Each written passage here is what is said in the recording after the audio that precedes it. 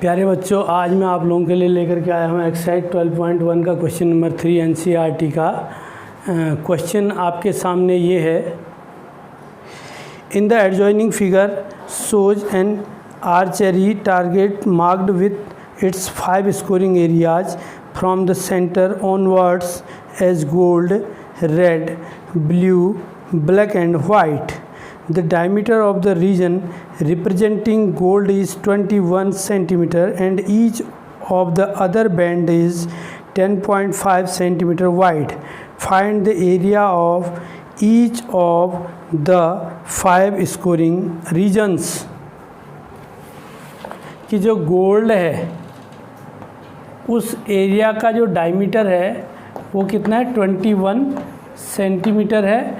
और तो रेडियस क्या हो जाएगा उस एरिया का, 21/2 दैट इज इक्वल टू 10.5 हो जाएगा सेंटीमीटर में। और सारे जो बैंड हैं, ये रेड बैंड है, ब्लू बैंड है, या ब्लैक बैंड है, या वाइट बैंड है, सारे के सारे जो बैंड हैं वो 10.5 सेंटीमीटर चौड़े हैं। इनकी जो चौड़ाई है, इनकी जो विड्थ है वो 10.5 है।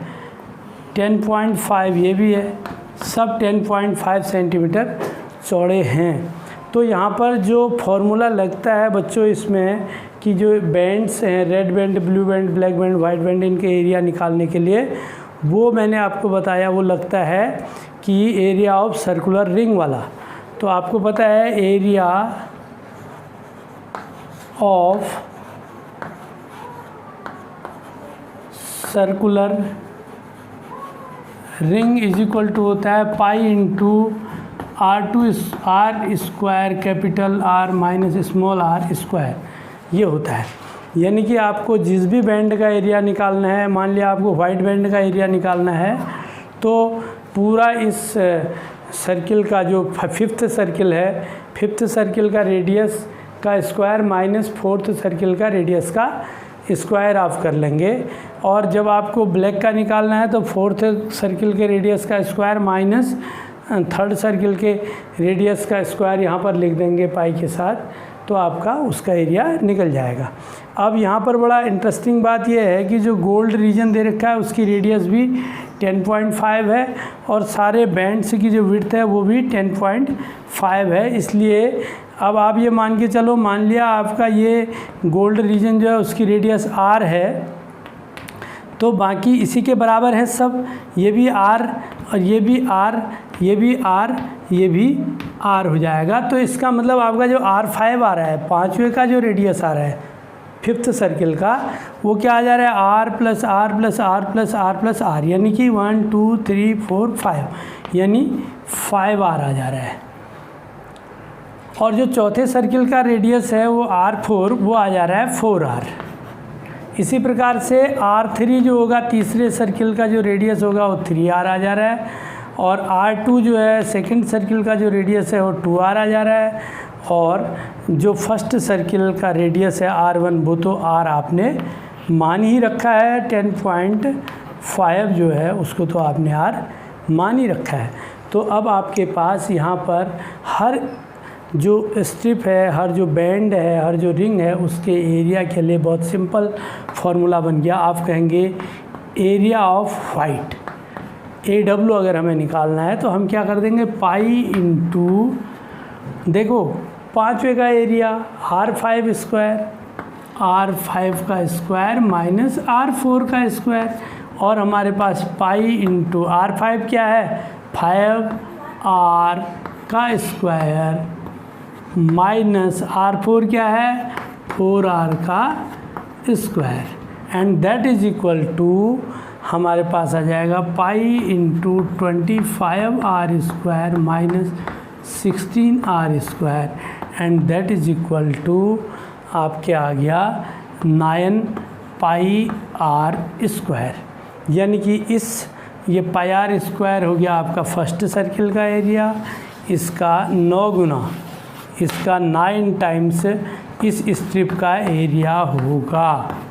एरिया ऑफ वाइट बैंड जो है वो इसका 9 टाइम्स होगा।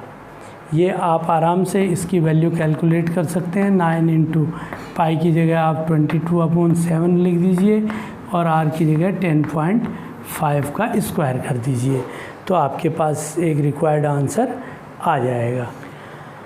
अब ऐसे ही जब हमें ब्लैक बैंड का एरिया निकालना है तो एरिया ऑफ ब्लैक बैंड हम लिखेंगे पाई इंटू R4 का स्क्वायर माइनस R3 का स्क्वायर, और यहाँ पर पाई इंटू R4 हमारे पास क्या आ गया, ये हमारे पास होगा 4R का स्क्वायर माइनस 3R का स्क्वायर, और ये हमारे पास हो जाएगा 5 into 16R square minus 9R square, और ये हो जाएगा 7 पाई R स्क्वायर।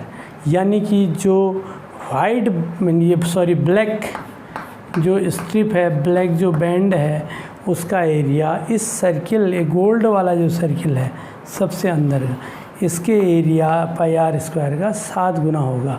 इसको भी आप R की वैल्यू रखेंगे 10.5, तो आपको क्योंकि R = 10.5 दिया है गोल्ड का, तो उसको रख करके इसको भी आप कैलकुलेट कर लेंगे। अब हम इसके बाद ब्लू बैंड का एरिया निकाल रहे हैं, उसके लिए हम क्या करेंगे, area of blue band = pi into, देखो ये हमारा थर्ड है तो हम लिखेंगे 3R का स्क्वायर माइनस 2R का स्क्वायर होल ये, और इस प्रकार से हमारे पास pi into 9R square minus 4R square आ जाएगा, और ये हमारे पास आ गया 5 पाई R स्क्वायर।